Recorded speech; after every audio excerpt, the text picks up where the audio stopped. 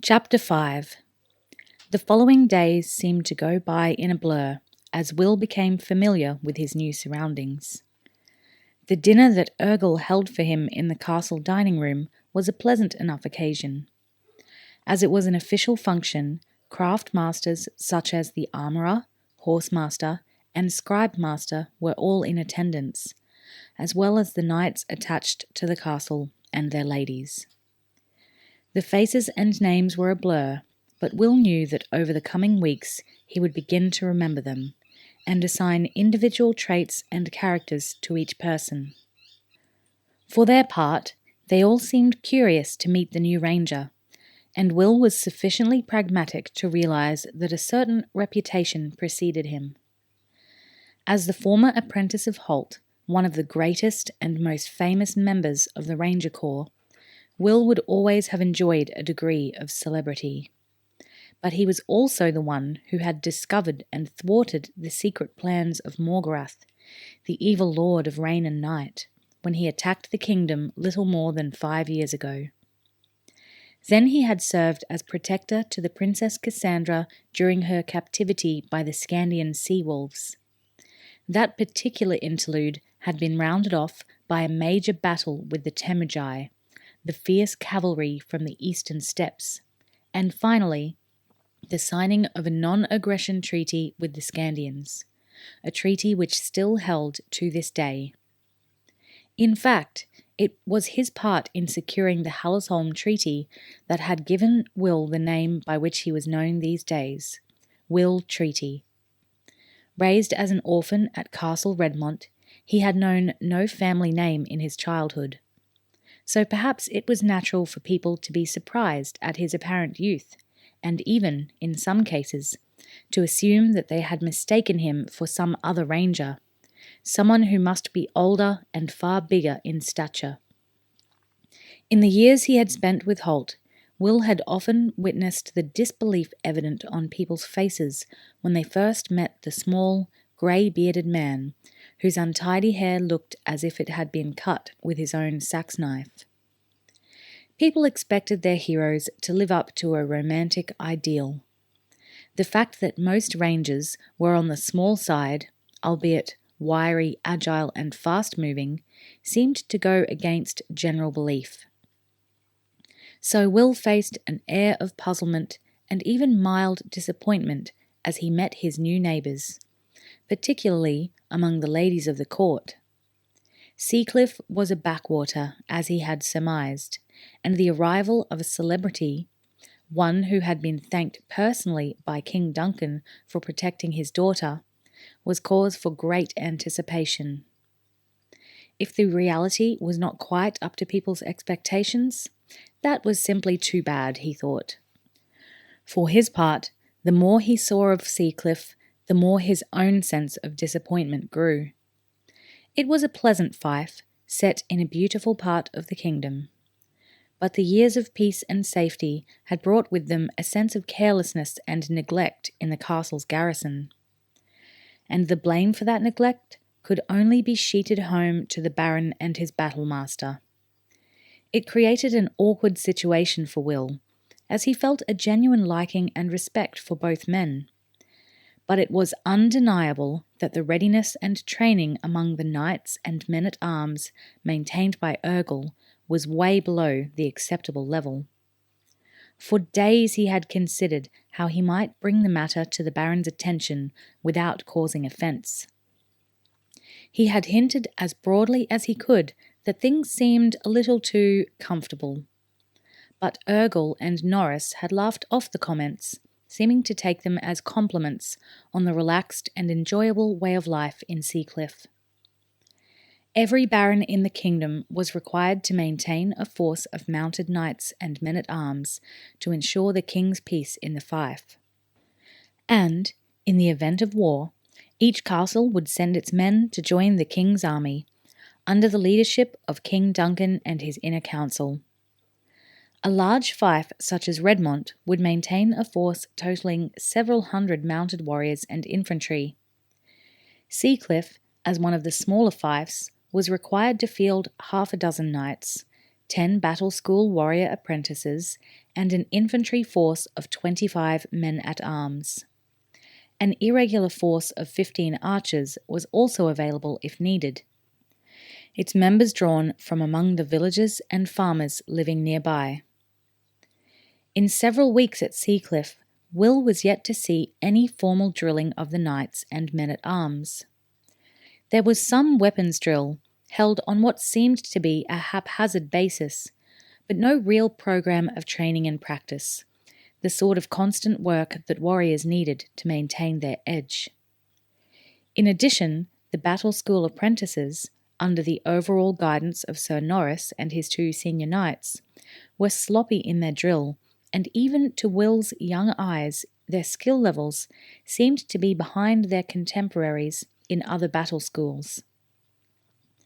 The one area in which Seacliff excelled was in the kitchen. Kitchen Master Rollo was a true master indeed, and his skill rivaled that of Master Chubb at Redmont, long recognised as one of the kingdom's finest. Perhaps that was part of the problem, Will thought. Life at Seacliff was too settled, too uneventful, altogether too comfortable. At the same time, he had travelled to the mainland several times and visited some of the other villages and hamlets within a day's ride of the castle. On several of these occasions, he discarded the symbols of his authority as a ranger, the grey and green mottled cloak, the longbow, and the distinctive double knife scabbard, and took the guise of a travelling peasant. He found that people spoke more freely in front of an anonymous traveller than they would if one of the mysterious Ranger Corps was in their midst. Will sensed that all was not totally well in Seacliff Fife. Life at the castle might be comfortable enough. Life among the outlying hamlets and farms was somewhat less so. There were rumours of highwaymen and bandits preying on lone travellers, of strangers being waylaid and even, on some occasions, disappearing altogether. They were rumours only, and Will knew that country folk, with their relatively uneventful day-to-day existence, tended to exaggerate anything out of the ordinary to the point where it assumed massive proportions. But he heard the rumours sufficiently often to sense that they had at least a basis in truth. Several times as well, he heard the name Buttle spoken, most times with a sense of uncertainty that bordered on fear. On the positive side, the dog had grown in strength with each day and was virtually recovered from the wound in her side. Now that she could move about more freely, he could see that she was only young, probably half-grown. But the reputation that border shepherds held for loyalty and intelligence was no exaggeration. The dog became a constant companion for him and Tug, able to run all day beside the small horse in an effortless lope. At first the horse seemed merely amused by the presence of the black and white newcomer, but as the weeks went on, Tug seemed to welcome her company, as well as the added watchfulness she brought to their night camps, as Will explored his new domain. Tug was accustomed to acting as sentinel for Will. All ranger horses were trained that way. The dog assumed a complementary role in the task, and her sense of smell was even keener than Tug's. The two animals, linked by their loyalty to their young master, rapidly developed a mutual liking and a working understanding of each other's skills.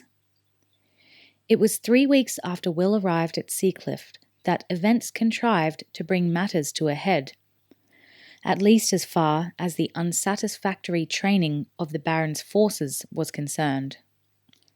Will was leaning on his longbow, watching the battle school apprentices practicing sword drill one afternoon. Wrapped in his cloak and cowl, he stood in the shadows of a small grove of trees beside the drill ground, virtually invisible so long as he didn't move. The dog, who had already grown to understand the need for stillness and concealment, lay in the long grass beside him, her nose on her front paws. Her only movements were an occasional twitch of the ears or a flick of the eyes to check that Will didn't have some visual signal for her. He frowned as he watched the apprentices and their swordmaster. Their moves were correct, technically speaking, but there was a lack of urgency, a lack of interest to their work that concerned him. The drill was a drill and nothing more. They didn't see beyond it to the reality that it represented. His old friend Horace, now a knight at the King's Court at Araluen, had made all those moves during countless drill sessions as an apprentice. But he had done them with passion and with the understanding that the ability to produce these moves smoothly, without thought or conscious volition, would be the difference between life and death in battle. Horace's instinctive, seamless precision had saved Will's life on at least one occasion during the battle at Hallersholm. Watching this group, Will saw none of that instinct or urgency. Worse, he saw none in their instructors either, yet these were full-fledged knights. He frowned. In just over a week, he would have to submit his first monthly report on the state of affairs at Seacliff to Ranger headquarters. He could see that it was going to have to be a negative one. He heard the voice before the man came into view. Then, a few seconds later, he saw a burly figure break from the trees below the castle, running and shouting, waving his hand to attract attention. The words were indistinguishable as yet, but the note of alarm was obvious in the voice and in the man's body language. The dog sensed it too. A low growl sounded in her throat, and she rose to a half-crouch, instantly alert. Still, Will warned her, and she froze obediently. The clash of practice weapons on the drill field died away as more people became aware of the shouting, running figure. And now Will could hear the words he was calling out. "Sea wolves! Sea wolves!" It was a word that had chilled the blood of Araluans for centuries past. Sea wolves were the Scandian raiders who sailed from their snow-covered, pine-forested northern land to raid the pleasant, peaceful coastal centres of Araluen, Gallica, and half a dozen other countries. Fearful in their huge horned helmets and wreaking terrible destruction with their massive battle axes, the Scandians and their wolf ships were the stuff of nightmares. Yet not here. Not for the past 4 years since Iraq's Starfollower, newly elected as Obial of the Scandians, had put his name to a treaty with Araluen. The strict letter of the treaty had forbidden any organised massed attack on the kingdom of Araluen by the Scandians. Yet effectively it had put an end to individual raiding as well. While Iraq couldn't actually forbid his captains to raid, it was known that he definitely disapproved of it, feeling a debt of honour to the small group of Araluans who had saved his country from the Temujai invasion. And when Iraq didn't approve of something, that was usually enough to ensure that it didn't happen. The shouting man was close to the practice field now, staggering and breathless. By his dress, he was a farmer. "Scandians!" he panted. "Sea wolves at Bitterfoot Creek! Scandians!" Exhausted, he sagged against the drill field fence, his chest and shoulders heaving with exertion. Sir Norris was crossing the field quickly to intercept him. "What's that?" he asked. "Scandians? Here?" There was a note of concerned disbelief in his tone. For all the lack of urgency in the training of his men, Will knew Norris was a professional. He may have grown careless and lax in the years of peace that Seacliff had enjoyed, but now, faced with a real threat, he was experienced enough to realise that he was in trouble. His men were not up to the threat posed by a real enemy.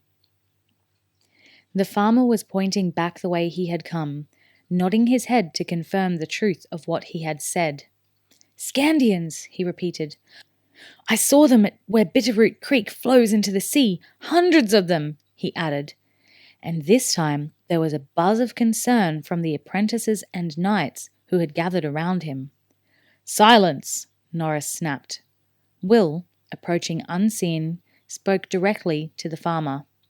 "How many wolf ships? Did you see them?"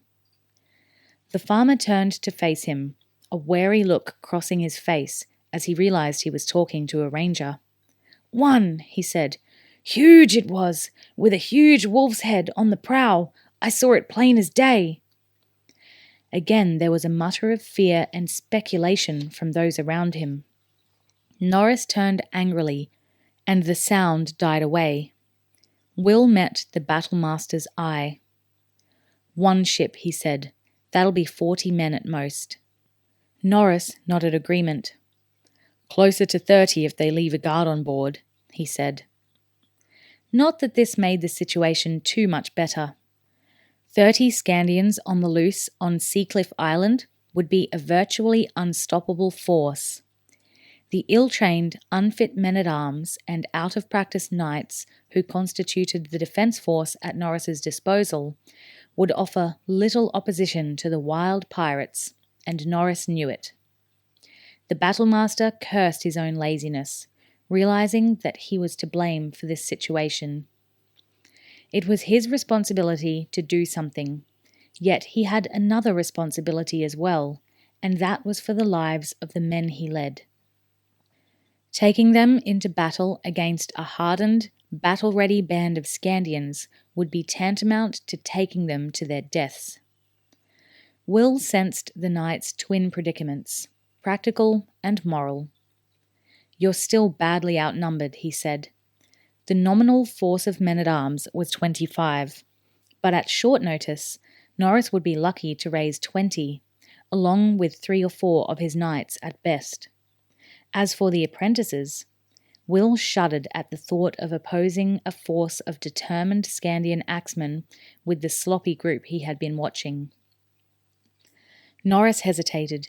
He lived a privileged life, as did all noblemen. But the privilege was earned and paid for at times like these. Now, when he was needed, he was unready, unable to protect the people who depended on him. "There's no point in leading your men to their deaths," Will said quietly, so that only the battlemaster heard him. Norris's hand clenched and unclenched on the hilt of the sword at his side. "We must do something," he said uncertainly. Will interrupted him calmly. "And we shall," he told the older man. "Get the villagers inside the walls with as much as they can carry. Drive the animals out into the fields. Scatter them so that the Scandians have to hunt them down if they want them. Get your men armed and ready, and ask Master Rollo if he could rustle up something quick in the way of a banquet." Norris wasn't sure he was hearing correctly. "A banquet?" he asked, totally confused. Will nodded. "A banquet. Nothing too special. I'm sure he can put something together for us. In the meantime, I'll go have a word with these Scandians." The battlemaster's eyes widened as he looked at the calm young face before him. "Have a word with them?" he repeated, a little louder than he had intended. "How do you think you can stop them attacking us by talking to them?" Will shrugged. "I thought I'd ask them not to," he said, "and then I was going to invite them to dinner."